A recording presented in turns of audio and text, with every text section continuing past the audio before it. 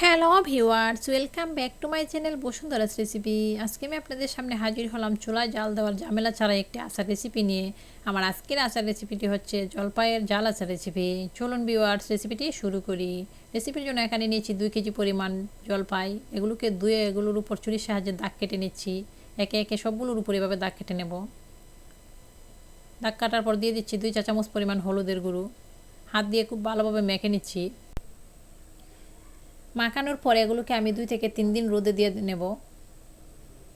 2 থেকে 3 দিন রোদে দেওয়ার পর নিয়েছি এখানে আস্ত এবং গুঁড়ো পাঁচফোড়নের 2টি ছোটো প্যাকেট, 1 চা চামচ পরিমাণ মরিচের গুঁড়ো, 1 চা চামচ পরিমাণ লবণ, কয়েকটি নাগামরিচ, হাফ কাপ পরিমাণ সরিষার তেল, ভিনেগার।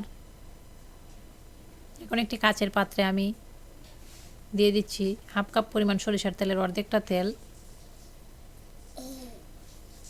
পাঁচফোড়নের প্যাকেটটি, মরিচ, লবণ এগুলো দিয়ে দিচ্ছি।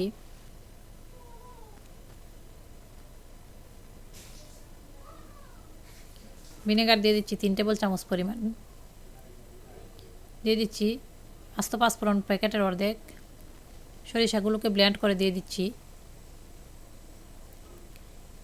নাগামরিচ দিয়ে দিচ্ছি 2 টুকরো করে, 6 থেকে 7টি।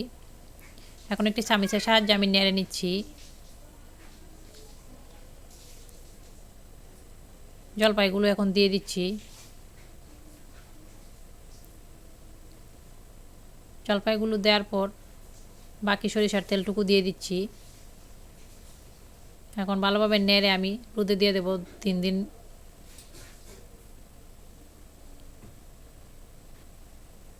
3 দিন পর আমি রোদ থেকে নিয়ে আসলাম, আপনাদেরকে দেখিয়ে দিচ্ছি আচারটা কতটা সুন্দর হয়েছে। রেসিপিটি দেখার পর অবশ্যই লাইক, কমেন্ট, শেয়ার করতে ভুলবেন না। সবাই ভালো থাকবেন। আজকের মতো এখানেই বিদায় নিচ্ছি। Bye bye.